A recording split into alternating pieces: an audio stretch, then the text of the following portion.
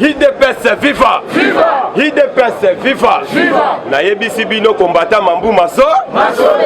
Alors que boss a naté retour ya chef de l'État a weza opesi mbwambwa abo. Lokola na normal ndenge za la kaboyebi président a perdre batu ebele na cabinet na comme na famille IDPS viva! Viva! Il faut ayawa ala de la makambu de près. Mais kolongwa na e awa. Président a kosala descente na pays moko to bengi Chine. Kokende ya président na Chine kuna yango tolobi Mambu Maso. Parce que na minute yo misusu bakoti na ba église président kende Chine te parce que ok découvrir makambu nyonso ku. Awa selon ba information kalate ibundu moko ya munene ya inyosa kazoko tabolo. Parce que makambu président zo kende découvrir na Chine kuna ba contrat nyonso Chine ko lakisa na poisa IDPS viva.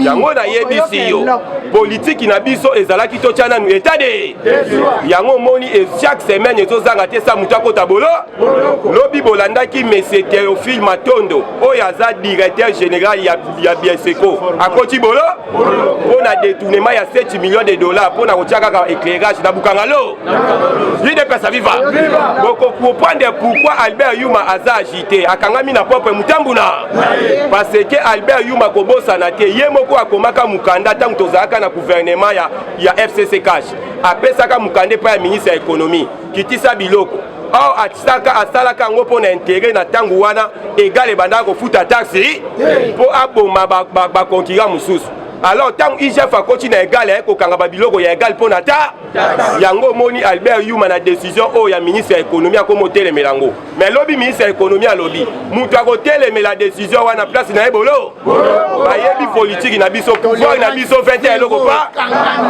21 eloko pa na pouvoir na biso oyebo fati na élection azaka numéro combien IDPS viva awa oyo fa Kabila komisa akomisa kilo soso list fati akomisi soso eloko pa ekokoma bana bazo soa na libanga pasa fika ka soso 10 kilo na njotwe IDPS viva na yebisi yo po ekomi ebe na minute yo nazo yebisa yo pourquoi batu wana bazolela awa makambo za ya koyinda njoka Kabila est favorable na deux conditions ya Martin Fayulu na Muzitu mais imposer bango condition moko pe apesi bango 72 heures IDPS viva Kabila a donné 72 heures na Adolphe Muzitu na Fayulu pour na ko répondre na condition moko mais aza favorable na deux problèmes au baela qui problème à liboso baelié bomoni président secrétaire Augustin Kabouya zotambo na ba province nyor Fayulu pe na 2019 abandaka eloko wana meloko ekatana kimbo IDPS viva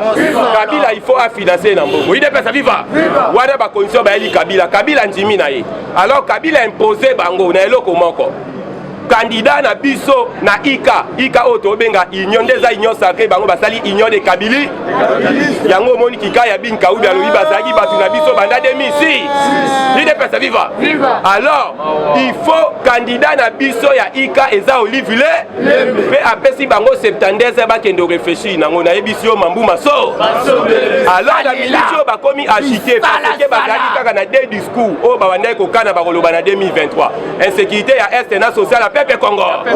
La minute on a besoin ministre de l'économie après Namibie azokende Malaisie. IDPS viva. Na Malaisie ok tala ka ba prix ya ba huile. Malaisie azokende Belgique ake na nini na Turquie ake Brésil. Pour na ba vivre. Faut IDPS viva. Condition de wane benga ngo point A. Point B ezali. Engelo ba soki boboyi ko kitsa ba prix. Gouvernement eboka ke ko somba na mbona. Aye ko tia ba conteneur yango moni déjà information alobi gouvernement déjà sali commande ya ba conteneur. Quand à Kalate bazotia ba conteneur na ville ya Kinshasa mobi na Congo mobi mutu na mutu akendo somba biloko na prix ya gouvernement IDPS viva alors ba comprendre déjà que social fatia beti sécurité yango wana beti tokoloba isusu ni yo kende na est na minute o loba o fati boy na makambo ya sécurité ba kotombola inde na volcanique gongwe volcan sakana na IDPS viva le moni bango discours si na mono yango moni na minute oyo mutu pazo bimate parce que bolandisa malukonde lobi premier ministre alobi tous les mandataires bazala écarté mais écarté wana yengelo babolo yango moni o wana ya bese ko yenda fongoli njela koti bolo okolanda lobi José Makila banji kolela yemo parce que te batikali kaka na nzela moko ya kokima aéroport eza bloqué eza kaka nzela ya bwa mais nzela ya bwa twango kuna bato batie bazoluka bwa bato ya service akase akokumba ya komi na katikati ya fevre ya biso maboko ele todinda to todinda te nayebisi bino kombata mambu maso bakanisaki mwana nkoyi abotaka ligorodo nzoka nkoyi abotaka kaka nko babosanaki te fatinda aza bongo papa tikela ye nyonso na nda soki eloko moko ekomplike eke na limeta koti na chambre afongoli tiroir abimisi muka atia yango na mesa leo de boulonnage esami te esami te oyo babengaki chine arambe autorité morale fati lelo akomisa ye mwana po oyo ekoma soko osimi mandefu eleli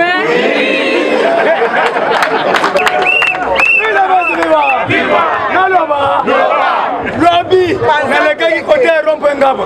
Na monika cheni moko. Sil. Na komi, na banda osala mobilisation. Nazoka pour le détergent. Nazana info na biloba. Oyebiki na kamwe chadara kondi aye liboso wana mama wana te foma paso tala boya. Biso za ba konfer to sekiko. Adefima. Nanu bote pite merci beaucoup. Il fallait donc un recensement général. Yaya, à partir de vendredi, Yaya préparé. Tolobaka lelo préparé. À partir de vendredi, loi oya congolais de père ou bien de mère. Biso nyoso toko soutenir en monde. Les amis loi Lionel Tcha. Est-ce que vos amis ba congolais ou bien vos amis ba étrangers? Yaya sont amis congolais, tout le monde a le cologne là-bas.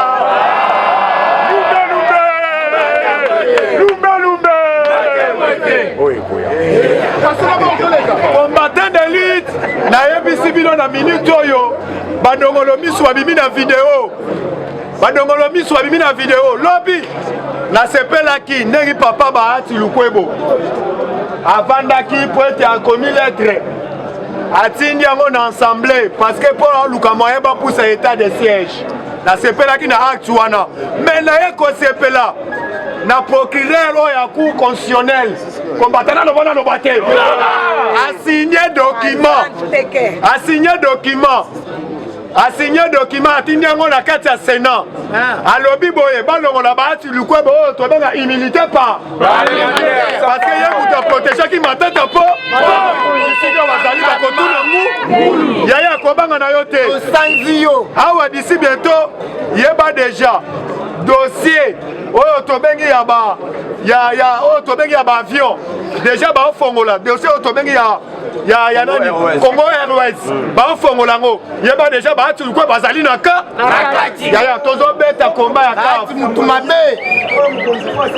UDPS FIFA yaya nazoyebisa yo dossier ya Airways boyebi descrive totanga biso na ye awa mais dossier wana yebisa yo papa Bahati Lukwebo mpe azali na ka yaya oye na union sacré Mexique union sacré ezali sanga ya bandoki yaya nasepelaka na sincérité oyo tobengi ya ndeko Jean-Pierre Mbemba bo yaya mobimba toyebi likopa même Katumbi aza lokolo moko libanda lokolo moko na ka toyeba bango pamba te parce que toyebi awa bauti kosala rencontre na bato ya INC bakende basala bloc na bango yango tozosignale na baconseiller nyonso ya chef de l'état il fallait bozala lisu likolo ya nini bakabala ezobongisa mabutu na moi yaya nayebi balingaki badistraire biso na makambo oyo ya bajip biso tobosana ete bango babande kozwa bambongo basali bakarte sim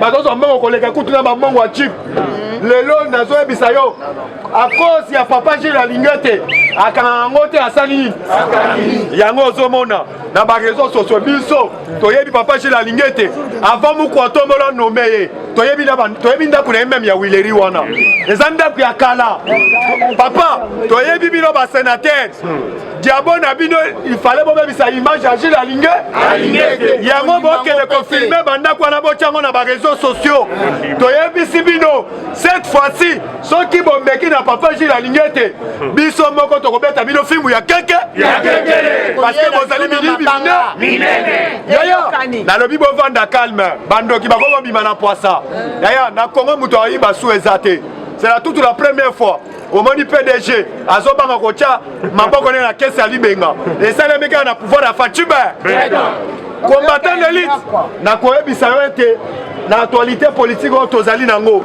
na sepelaki na ogise mwana bute ayambaki oyo tobengi papa Selo pona 70% ya ba combattant aya ya ministre na biso bobengi Amine ayambaki papa pona 70% ya ba combattant yango tobengi mama Samba oyoka conseil ya ogise mwana buta za na charge mingi il fallait bino bo aider ba combattant ba kende misala pour être to préparer oui to préparer l'élection en 2023 parce que ba dongolo miso ba na nyo sacré ya nazo ebisa yo combattant rencontre oh tobengi ya Fayulu Muzitu o bakuta na kingakati ba vérité bimi ya ozo e bango lelo yaya ezali na quelqu'un même communauté internationale bazana kati banda bazui max mo to benga max forest ba pesa ke marché ya kotonga o to bengi inga banda ba pesa ke marché wana même o to benga Union européenne na minute akomi na keto akomi na kanda bakomi ko préparer ba kabal CNC yaya to ebi bien lobe ça férié mais il fallait soit matière il ne peut se vivre to ebi lobe ça férié faut soit matière yaya to ebi Mac Forest muko tombo la pesa qui est marché ya kotonga inga mais oyo to benga Union européenne na ba quelque ba mafieux ba koti CNC combattant pona kosala ne fisque pour créer cabal contre muko tombolo ne quelques généraux yango oyo tobengi Muzitu akenda kozwa Fayulu akomi na ine pa Kabila basololi Kabila yebisi Muzitu boye azokosa ye ndoto ya baba alobi kutu neza yo wana oganyaki élection soki aganyaki élection Kabila ngaka publier Fayulu abima Fayulu ayebisa Fayulu alobi na minute oyo nazali na ba généraux oyo bazali prêt na moment oyo basala coup d'état toyebi yango yaya epana biso tolobaka te soko okizo bisala nini bimisa ba généraux tozoyebisa ba généraux otolanda bango na mabanga tozoyebisa ba généraux ntango bobanda koyiba mbongo eske biso tozalaki na bino yaya ba généraux eloko esala bango pasi babanda kolia 3 mitu ya Makelemba soda batingi ye na guerre na este yaya soda wana ayebi mpe azwaka mbongo le 30 me ayoki na Kinshasa mwana azobela soda wana omona quand même moral na ye baby soda wana koluka ye te ne fiska place de fambong okomona kaka généraux na ye o na de sombong so na de sombong na kozong solo mbong wana abozong sa mbong avec intérêt yaya soda aya de fimong avec intérêt généraux akati ye mbongo avec intérêt soda se retrouver na 10 000 francs na maboko moi akobunda malamu maintenant ba soda o lobi bakendaki na S yaya bazo yemba yaya na santina lokito mais na chintu na bango na poche et la kisi ete ba généraux banoke le fisc ko coincé ba militaire na biso peut être babunda te mais nazo biso na minute so combattant muko atombola kangi madusu nyonso oyo ba généraux babanda koyiba yaya couleur ya ba changer awa na marché central na landi changer moko azo le kalobi ete azo finga muko ntombolo na tout azo finga pourquoi alobi ngai chaque jour na noke na ndaba ba généraux bazo benga ngai nazo kende kozwa oyo tobengi mbongo po ete na ko changer awa mais cette fois-ci mbongo ya soute yango na mona fatia za mabe yaya to ebisi bango yo tango banda kozwa mbongo yebisa biso eloko mutu yeli nyotikali nango na vie yango toyebisi yo congolais bongola motema mokonzi oyo tozwi azali mokonzi auti epai ya nza alingi mutu nyonso ozwaka mbongo na vano yozwa mbongo likolo ya mitu ya batu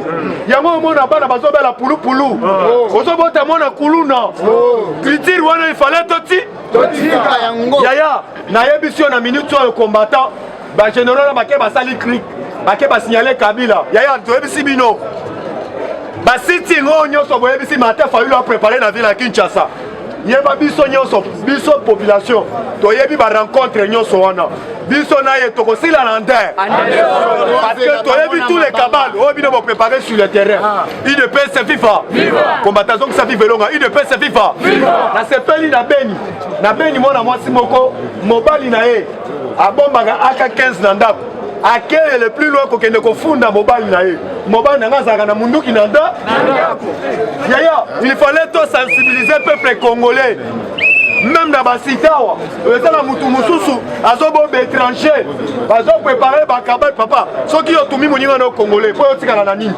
yango tolobi il fallait kozala na bolingo kasi l'amour du fort yaya tolingana namoni bato ya basociété lokola baégale balinga babeta tolo na gouvernement mais nasepeli na ministre économie alobi na mikolo ezali koyaba kotonga bachambre ya france kobanda na kinkole inde tina gombe yaya bayebisi bango gouvernement déjà atie déjà prix na ye oyo akomeka komatisa prix yeba déjà basali société na yo umu kwa yaya nayebi lobi te utolobe te biloko ezali ya kokita soit disant mutu moko ya lutalota baluka sutuka nguluma parce que bango bandolobo tozolia te na bango nangi baresoudre likambo ya libumu azolobo guerre eza na ese nabi guerre na ese esila bandaka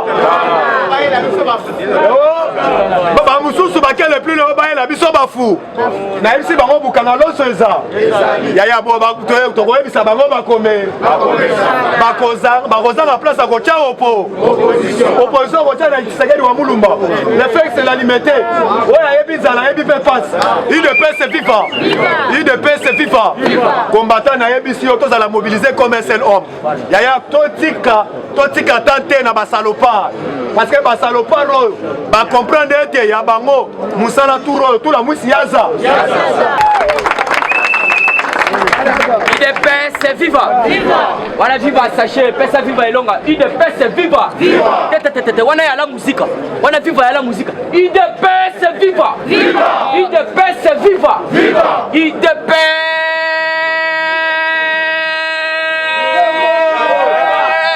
viva! Viva!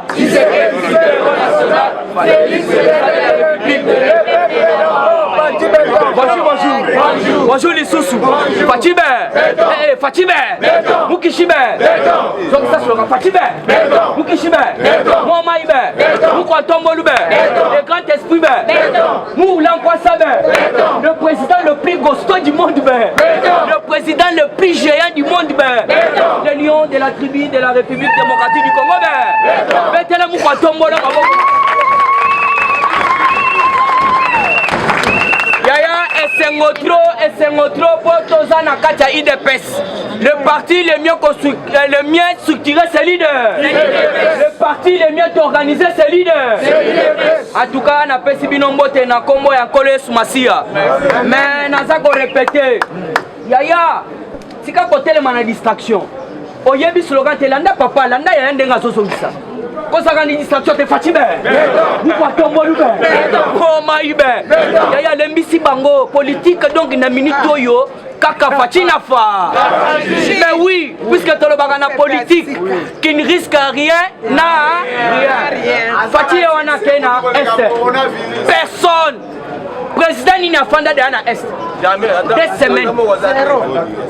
Fatia che bango kindobi. Yebi sanga présent oyo yebi yamboko yo afanda na SD semaine. Yamana nazo yebi sayo qui ne risque rien na rien. Cela veut dire wa banga est. Mais mu quand tombola lobby, oui. Ngai fona fana na kati ya na est. Azongite. Atali ça c'est juillet. Donc toute armée forgée contre nous quand tombola les grands esprits sera ni le sans. On continue à quatre actualité politique dossier Kalev Moutombo.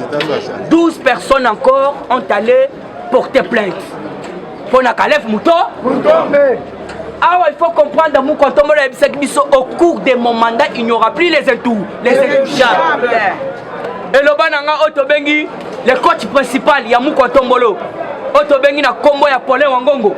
Na Mamadou Polondo Balobi, Moutobo Somona Yewana, Pobo Yebi très bien. Mou Lankwaso Bomoni Yewana. Donc il n'a jamais échoué dans ces combats. Tobeteli dans Maboko.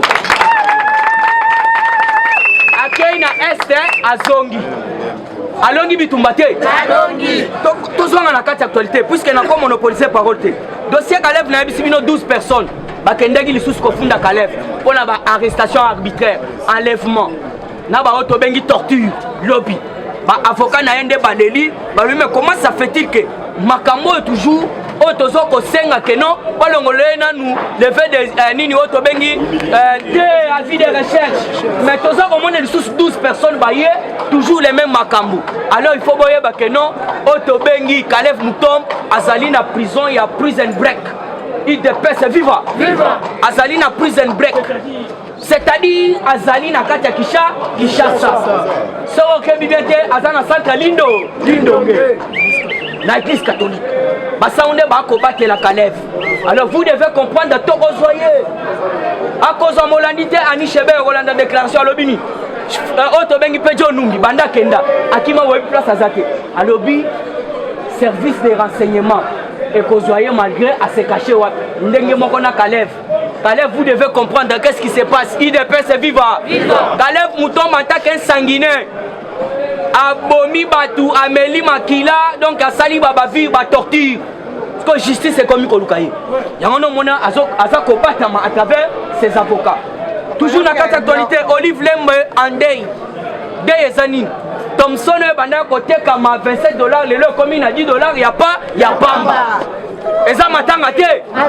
Yangwana omoni accueilli et pas Albert Yuma. Donc Albert Yuma keba na yonde. Albert Yuma soga sali bajet toko sa charger na yonde. Appelle qui se gagne à tirer déjà testament. Testament zanine peuple congolais, mobilisez-vous et prenez-vous ça. Donc c'est-à-dire moutok salabiso bajete. Comment ça fait-il que Mouko tombe le grand esprit? Alors il va se quitter, tous va déjà tembe. Bon comment on a torocha mitalakao. Baso tumbele biso basoso puisque ya ndenge zawana ba Walter Chimanga ba lobi to tinda mbongo na Eric Mukaji na kata state wana bazaba donc ba toa ba betaka ba champion tout akumba ba lobi to soutenir Mouko Tombolo. To soutenir Mouko Tombolo. Alors c'est-à-dire oyo moni ba pri wana kiti Olive azolela akendaki kokutana na Otobenga Albert Yuma. Alors bango baso se pelate ndeto yebisi bango Olive na Albert Yuma bokomona biloko kiti me bokolia yango toujours na kati actualité politique Félix Antoine Tshisekedi Tshilombo a regagné Kinshasa pona asala ba Otobengi funérailles ya tata mwasi na ye. Il faut comprendre que non ozana président oyo yebi même ba tata mwasi na ye eza ko causer biso difficulté te. Bon, tu Benjamin Oto Yeb Sabino. Accord Oyo ou soit article Kabila Bimisa 217. Il y a que République démocratique du Congo et Kokabola. Donc il va Oto Bengi même 300. Voilà. Donc il y a Kokabola même ba espace Oya. Donc au moins il y a espace na biso ya frontière wana. Bango bako so 300 mètres biso to kolobate. Mais mou quand on voit aboli yango albomi yango na ndenge moko ko sala ba jete donc à lobby territoire congolais zakaka pona bako betela mu kwa tombolo maboko ya to lobby boye betela mu ulan kwa sa maboko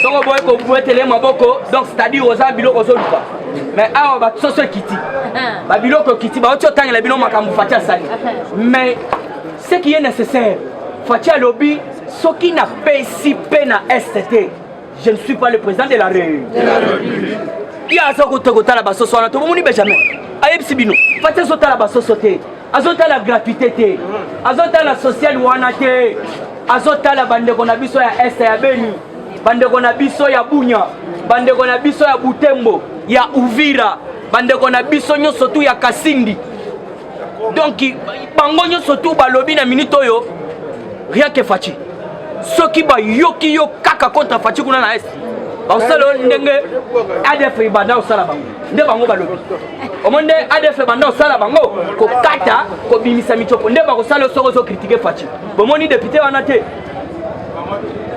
il est presse vivant yoka pona ke ko cité Théophile Matondo Mbungu Azali DG ya Beseko. Merci Père Nanga Yangon.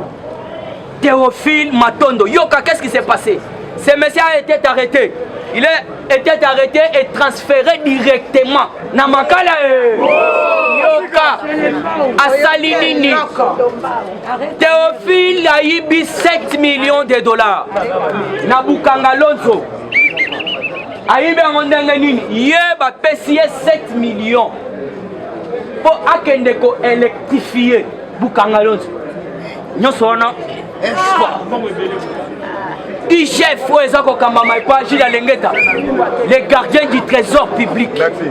Fimou yake papa IGF faisant ça Moussala. IDPS viva IGF faisant ça Moussala papa nazo ça Moussala. Bolandi na banque 4 milliards 4 milliards et matindengeni 4 milliards na banque. Nan to 600 mais so to 600 to okene même na 20 milliards. Na minute to na mois de juin to so kota JM to na 4 milliards na banque. Alors qu'est-ce qui se passe? IGF nenga sali musala ya akene na DGA akene na OGFREM akene boy akene eza réserve wana eza réserve siko eyende nini akene boy ayoki dossier à détournement akangi basongi akene na DGA bo pesa ka autant bakangi surtout na DGI et pas Bernabé Monkali Mwamba ye a salineti donc a matisi a doublé oye bandaki ko pesa mais soki ezalaki fatite donc monaki babandaki ko kosa biso kaka na bapi na bangwana babandaki ko pesa mais lelo muko tombolo réserve 4 milliards mais au cours de l'année nano silité ya on a boyoki Bernabé papa Théophile arrêté puisque ayiba kimbongo o ba pesa kende ko électrifier Bukanga Lonzo alors yemba la moko ba traîner té on n'a pas traîné avec lui mbala moko na kati ya makala donc vous devez comprendre à comme voisin il y a Otobengi Lokaningiri Vital na ba Otobengi surtout ba tibasala ba vie ba yiba ba mbongo alors toujours na kati ya toité pona ke ko chiter la muka IDPS viva yaya nazana esengo pourquoi nazana kati ya IDPS parti au pouvoir la muka balekaki na ba média balobi Fachi akata coalition Fachi akata accord nino yo tomoni biloko akeko signer na ba Kabila wana bomoni boye Kabila boye toyebite Kisekedi a signé na eloko moko na Kabila il faut encore wane kufa et tozolinga te kiso toko bondisa te Kisekedi toko bondisa Kabila tala lelo bakekuna alors vous devez comprendre Fachi Beton déprimer Kabila bakeko kuta na Kabila koki vide Kabila ça suna makasi te bakeko kuta na koki vide eloko yangona boloki la muka qui demandait la rupture de l'accord FCC-Cash. Aujourd'hui, ils sont allés les voir Kabila. Donc, d'hier n'est pas... Donc, Kabila d'hier n'est pas celui d'aujourd'hui. Kabila Bando Kobanga, Ezaya le loté. Puisque ils sont dans la ville. Dans la ville, ils sont moni dans le pan ou bâché. Chez méchant. C'est-à-dire, bâtir dans le lend des autres salabous. Le logo et puis effectivement tu continue à katia lupang chez méchant eza bako soyo ande mais tout na lelo kota na ba mapango wana nyoso tu ya ba ville chez méchant tigala logo ya pas place chez méchant bakoma opi bakoma kokako yoka Fachi Beton l'a déprimé l'a coupé ses ongles ses longs ongles donc Fachi azui kanambe atali ba Otobengi ba manzaka na yona minene Fachi ayaka kati ya akeli susu très loin akangi Kabila fandisi ba minu na yemila yiwana akase yango o mutu bango bakenda kokutana na ye yango tolobi il a cassé ses longues dents. Merci. Il a dépouillé de tous ces militaires qui lui donnaient l'arrogance oyoki donc Kanambe n'est qu'une coquille vide affaibli techniquement et diplomatiquement par la puissante stratégie et diplomatie de Félix Antoine Tshisekedi Tshilo. Donc cette visite au bango baké kosala. Donc tout le monde a vu une fin catastrophe de la donc Otobengi eza fin catastrophe ya carrière. Il y a Martin Fayoulou, Nande Konaye Majiji. na oto bengi muzito misu mafo donc carrière na bango ekufi omoni kale bakeke kokutana na Kabila carrière na bango na maye puisque mutu bakenda kokutana na ye makasi eza lisusu toujours na kati actualité politique nako tarder tenter to développer ngo beaucoup lobby traque du général j'ai dit traque du général John Numbi. Ah, John Numbi tout la mousse yasa. Bolandi Ani Chebeya. Oyo azali mwasi ya Floribert Chebeya, l'activiste des droits de l'homme et l'initiateur à la voix des sans-voix. Mwasi na ya yaki. Alors l'air mwasi na ya ye le parc commando. Les gardes républicains. Na ferme. Il y a John Numbi. So luki ba photo ba vidéo ba image na nango. Plus 233 47 97 38 47 938 97 38 47 938 basoda bakomi na ferme ya John Numbi boyoka bakomi kuna bakuti bazimbambwa yebe bakuti bakese ya arme na bamunition de kerebe yango na yoka information bapesi biso balobi traque du général John Numbi percussion totale de la ferme du général Numbi plusieurs caisses d'armes emportées et arrestation des Zimbabwéens, dresseurs des lions en charge de maintenance de la ferme. Cela veut dire quoi? Bakouti na ferme ya John Numbi yoka balion. Yoka balion. Au moins ce qu'on dit garde na biso ba yeba zota la balion wana. Modèle babeta massa c'est ça te babandi nan ko sakana na bango nde batali babi mais ba lion bazaka boete donc banza lion ba kufinzala. Banda John Numbi akenda balion balia kalisute. Bazambia o bazaki wana ba kokengela bango alors bazui bango ande boya nanwa bakakaki bango elaki mukolo samedi alors na comme on policier parole te ba information zebele les députés du Kasaï oriental ont refusé les nominations à la DGRK donc le gouverneur AI n'a pas autobengi ba prérogative wana donc madame azongeli mawesha na mbushimai mama wana na bosani kombo na ye parce que anommé batu na DGRK. Alors, les députés balobi yoza gouverneur AI. Donc oza okonomete. Oza na capacité wanate. Alors baboyi ba nomination nyo sotu wana. Ya wana bande konanga ina zo yebisa bino. Bino bosali bolongoli maweja. Mais bosala lolengete to soutenir toujours Fati. Malgré bolongoli mais to soutenir toujours Fati puisque l'union fait la force. Mais oui, l'union fait la force. Alors pendant que kochite bande konanga il faut bien comprendre affaire Dip.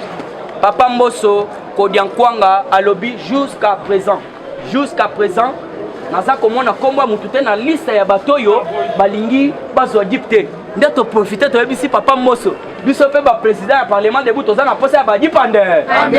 Soki yo za soki safu to kolia yo na likaya bu na pilipili na donc na kwanga. Bozo Dip wana ya safu batinde le président dit merci ande. Parce que Papa Mbosso Alobi na pesi bango. Ça fait déjà 7 jours.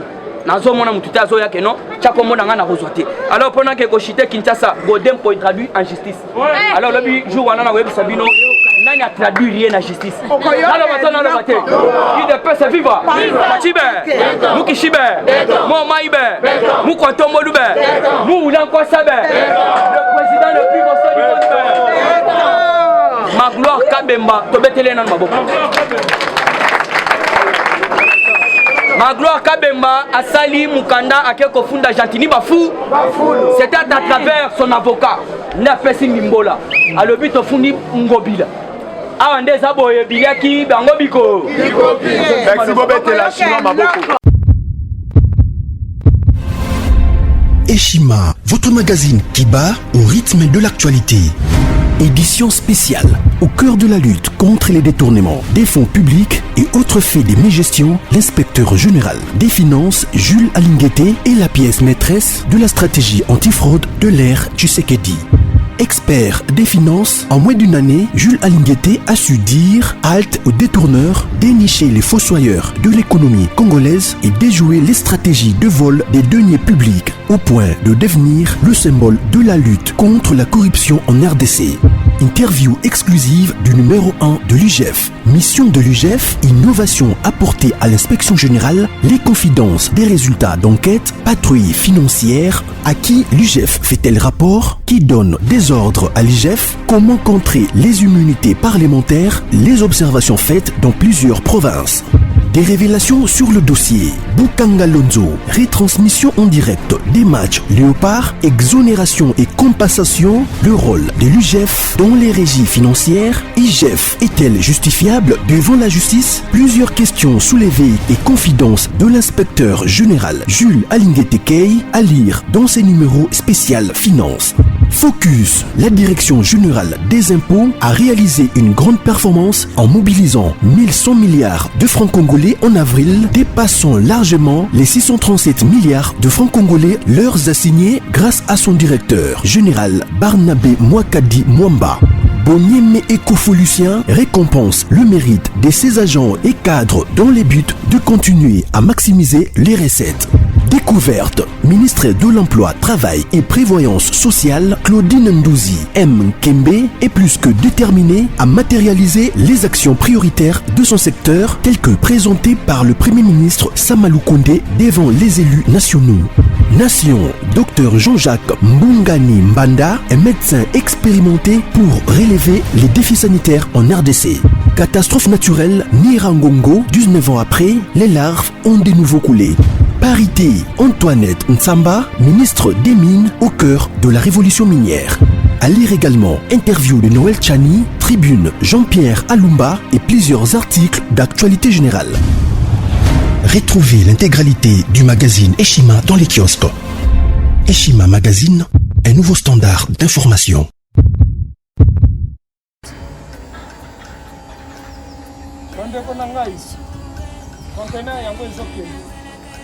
Le 26 mai, les conteneurs. Conteneur chaque mois. Donc, next ekozala le 26 mai. Olingo tinda vélo. Mutuka, lise aussi au kangi. Biloko tout, on met ma cannabis. Benga biso, comme ça, toya, so même biloko totinda la kangi.